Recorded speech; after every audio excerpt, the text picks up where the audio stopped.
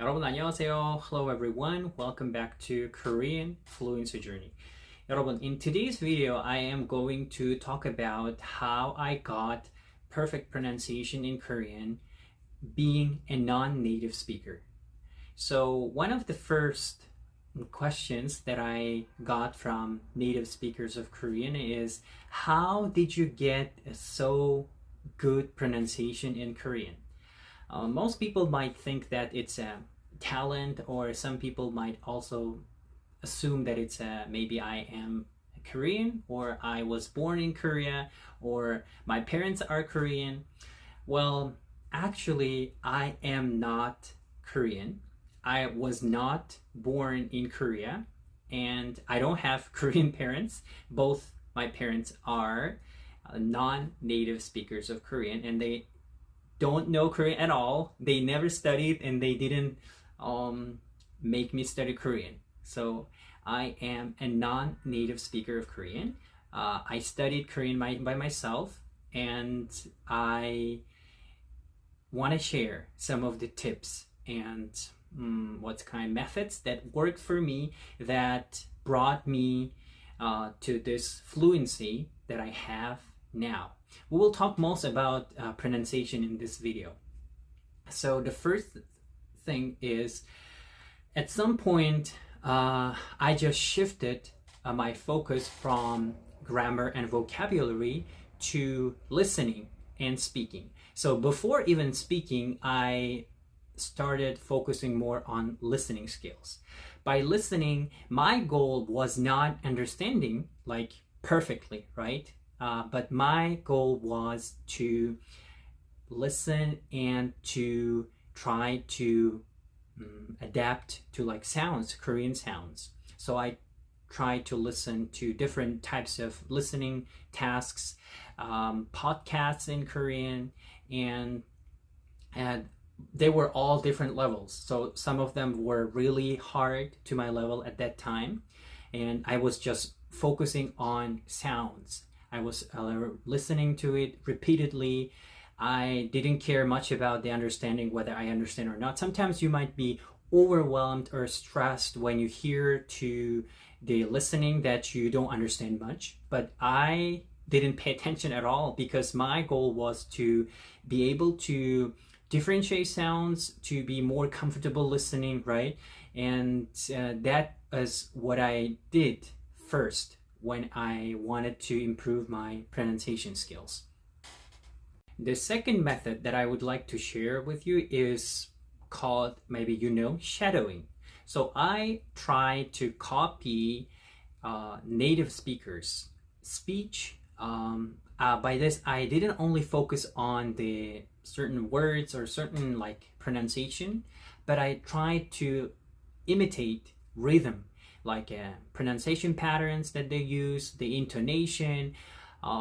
It was hard because because everyone has their own speaking style, but still I choose some of the, like, say, actors or the experts at certain fields, and I just was listening to their speech or to their lectures, and I was always repeating what they were saying.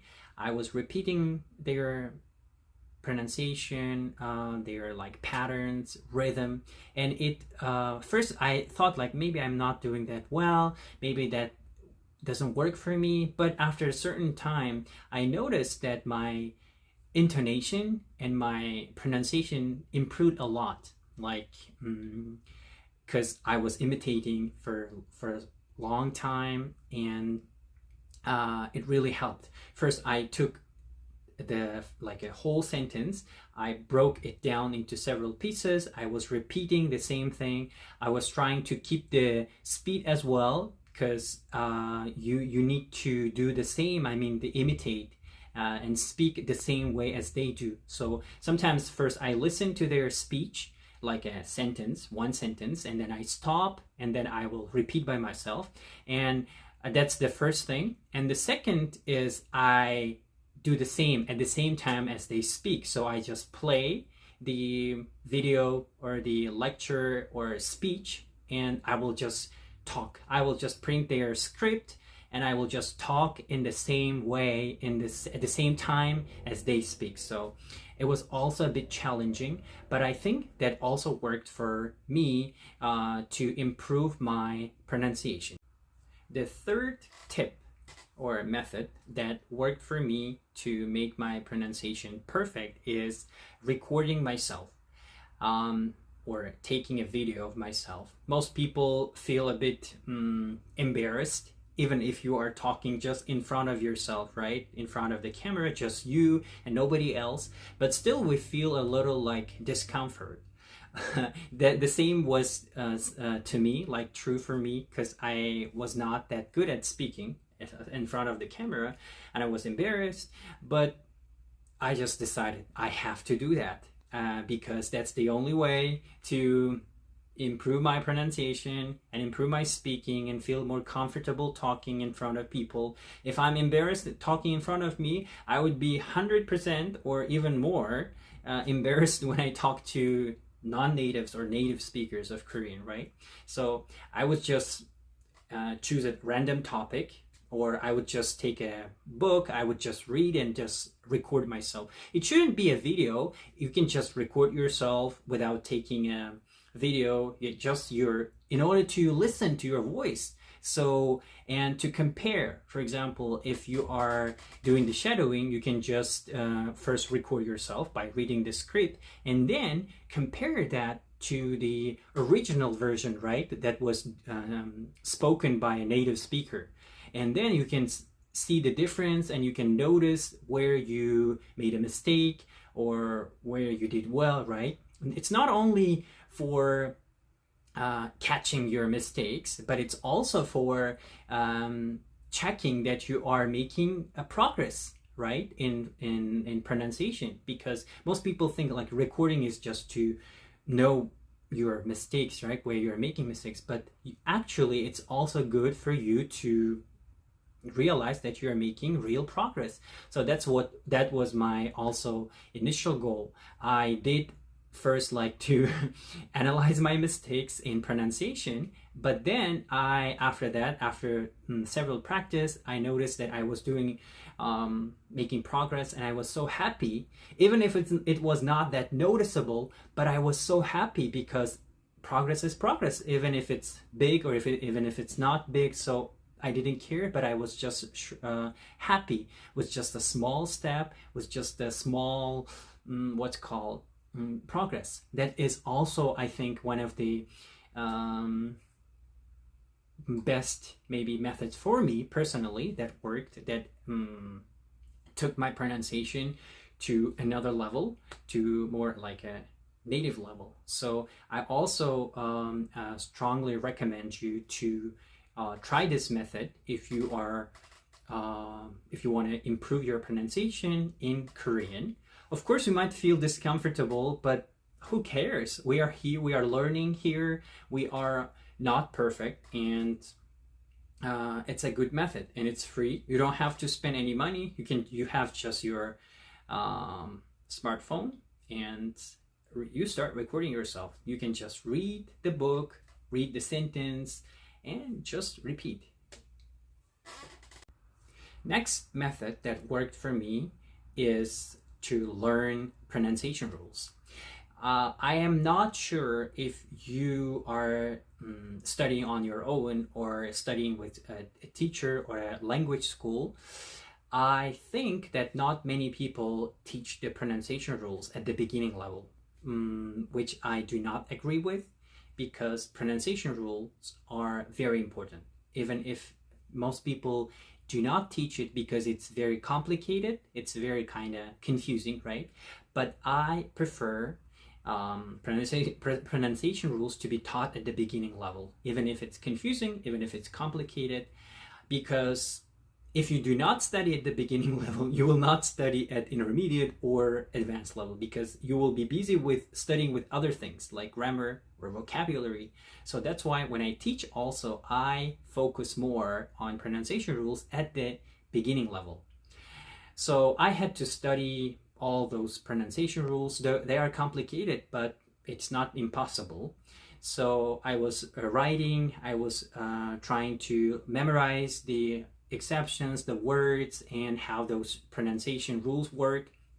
I tried to record myself as well after that, and how they connect the speech, how they connect the sounds. For example, like yonim, like for example, one syllable ends with a consonant and another syllable starts with a vowel. You kind of connect, right? Not just reading them separately. So this is also very important. And all those, for example, grammar pronunciation like 박물관, we don't say 박물관, but we pronounce it as 박물관, right? This is also a pronunciation rule. So my recommendation would be to study pronunciation rules as early as possible after learning, let's say, Hangul, right? Of course, I don't recommend to study all of them at once, just step by step. So starting like some easy pronunciation rules, and then you move to like a more complicated ones. And then you will have a lot of opportunities to study and to practice them. So don't be afraid that there are lots of people saying that they are so hard, they're so complicated that you cannot master, that you need to spend a lot of time. Well, first of all, yes, it's kind of complicated. I do not deny that, but it's not impossible. If you can just like search any book now, like pronunciation rules, you will be given with lots of information. And there are like 2 books, like pronunciation guide in Korean, I think beginner and intermediate level. I will leave the links to those books. You can check it out and to start studying from those books. So they are very simple and simply explained, not that hard. So don't be afraid of studying pronunciation rules and learn them as early as possible. And the final thing that worked for me is to accept that progress takes time. There's no magic trick. There's no like one secret method. There's no shortcut to fluency, especially to pronunciation.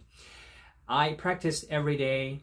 I studied every day, most of the days. I made millions of mistakes in Korean pronunciation, whether it's grammar. I made millions of mistakes, and I'm proud of making those mistakes because those mistakes helped me to study, to understand my mistakes, and to keep forward. And I think this is very important. When you study, we constantly might compare to someone who is already fluent, right? Or we can say, oh, he might be genius, or he might be so good at learning languages, or he might be so talented, or she. Well, actually, there's no like a shortcut. As I mentioned, I'm not a native speaker. I wasn't born in Korea, and I don't have special any kind of like, how to say, skills. I am just normal. I just like languages. I just like learning Korean. I just like sharing my tips with people, and I didn't give up. I'm still learning. I like learning. I get a lot of pleasure and I enjoy this journey. And now people always say, Koreans say, are you born in Korea, or did you study here in high school or in like middle school? Or they sometimes, when I call, they just tell, like, they will kind of hesitate. Are you Korean or are you a foreigner when I tell my name? So that's why I say, oh, now hard work paid off. It never betrays you. So don't be afraid of making mistakes, and don't be afraid of asking questions. There are lots of resources out there. There are lots of textbooks if you like the traditional way, right? Listen more to authentic materials like podcasts or dramas or anything else. Focus more on listening first to differentiate the sounds, and then try to learn what pronunciation rules as early as possible, and try to do the shadowing, try to imitate the native speakers' speech, right? Maybe you have your own, let's say, favorite sports athlete, Korean, or actor or maybe singer, right? So, and they of course give a speech, so you can just imitate that. And last but not least, just be patient. That's what I really want to say and support those who feel maybe stuck at this point and they think that they cannot master Korean, or they kind of don't know how to improve it. So yeah, don't be afraid. Don't think that you are the only one that you cannot master or study or make improvement. No, actually there are lots of people, including me as well. Just keep working, keep studying, keep asking questions, and be patient. So hard work and practice always makes perfect and always will pay off. So that's what I wanted to say. And to those who are studying Korean for maybe a long time, or those who are about to study Korean. So yeah, if you have any questions or comments or any ideas, opinions, you can always leave in the comment box. I would love to read them. And thank you so much again for watching my videos and for commenting on them and supporting as well. Thank you so much. I'll see you in my next video. 감사합니다.